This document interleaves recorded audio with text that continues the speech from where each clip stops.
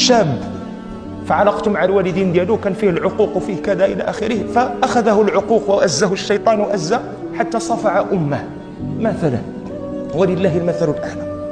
فصفع أمه أبقى كذا، من بعد شوية تاب الله عز وجل عليه وأخذ بيده إلى محراب الطاعة، ورجع هذاك الوليد وكذا واستقم إلى آخره، ثم عاد إلى أمه وقبل يدها ورجلها ورأسها وبكى بين يديها، وعفت عنه أمه وصفحت عنه. هي سلكات وعفات وسمحات، ومن المشاشة ديال القلب من الداخل ما بقاش عندها الداخل ريحة المؤاخذة على ولدها.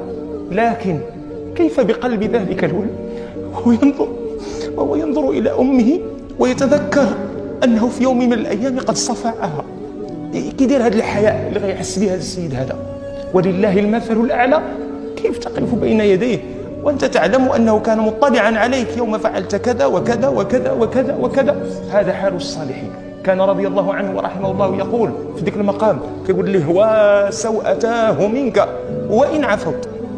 واخا ما تعفو علينا سيد ربي، هذيك الوقفة كي غندير بين وجهها نقابلوك به وكذا. لما سئل حاتم الأصم: كيف حققت التوكل على الله؟ قال: علمت أن رزقي لن يأخذه مني غيري فاطمأن قلبي. هذه وحدة، الثقة بالله. وعلمت أن عملي، هذا باش ما يطيحش في التواكل، وعلمت أن عملي لا يتقنه غيري فانشغلت به. كاينش اللي يدير خدمتك بلاصتك، لا خدمة الدنيا ولا خدمة الآخرة، من باب أولى. وعلمت أن ملك الموت سوف يأتي لقبض روحي لا محالة فأعددت الزاد للقاء الله.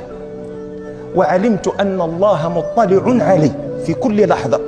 ما قال فخشيت، قال فاستحييت. ها المقام اللي كنتكلموا عليه، مقام الحياء. فاستحييت أن يراني على معصية. هذا ماشي الخوف اللي خلاهم ما يمشوش للمعصية، هذا وصلوا لواحد المرتبة ولاو تيستحيوا تيحشموا من سيد ربي. سيدنا أبو بكر كيقول لك: والله مذ أسلمت ما خرجت لقضاء حاجتي إلا وأنا مقنع رأسي حياء من الله. والله عز وجل هو مطلع على مخ عظمك، ولكنه مقام الحياء. وهذا المقام الحياء لا يبلغه إلا الصالحون، الله يجعلنا وياكم منهم. الفضيل بن عياض رحمه الله وهو في موقف الحج يوم عرفة، ومعلوم عندنا جميعا أن الله عز وجل يعني يثيب أهل عرفة جميعا بالمغفرة. يا ملائكتي انظروا إلى عبادي قد أتوني شعثا غبرا أشهدكم يا ملائكتي أنني قد غفرت لهم. وما رؤي الشيطان أدحر ولا أحقر منه يوم عرفة من الرحمات التي تتنزل من الله عز وجل على عباده في الأرض. ومع ذلك وهو يدعو يدعو يدعو يدعو، لما رأى الناس يدفعون من عرفة إلى مزدلفة عند مغيب الشمس جعل يصرخ وينادي: وسوءتاه منك وإن عفوت، وسوءتاه منك وإن عفوت. يعني حتى ولو عفوت بأي وجه يقابلك، حتى وإن عفوت بأي وجه نقابلك. قضية الندم هذه، سامحونا، بسم الله.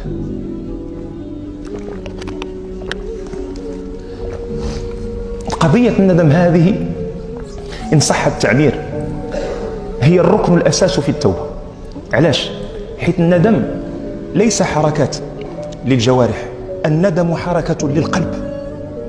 الندم هو انكسار للقلب في محراب الطاعة بين يدي الله عز وجل. شي كيف كتوقف انت وكتهبط كلك، تخر كما يخر السقف من علو، تخر بين يدي الله ساجدا في جوارحك. القلب هو عنده واحد الحركة ديال السجود، هي هذاك الانكسار بين يدي الله بالندم. كان الفضيل بن عياض، وانظر إلى الصالحين، رفعهم الندم ماشي إلى حالة الندم على المعصية، بل إلى الاستحياء من نظر الله عز وجل وهم على طاعة. كيقول لك: ما عبدناه كما ينبغي لجلال وجهه ولعظيم سلطانه. كل النعم التي نتقلب فيها إنما هي من الله، فإن أردنا شكره فوفقنا لشكره رأينا أن شكرنا لله إنما هو نعمة من الله تستوجب شكرا، فمتى نشكر الله؟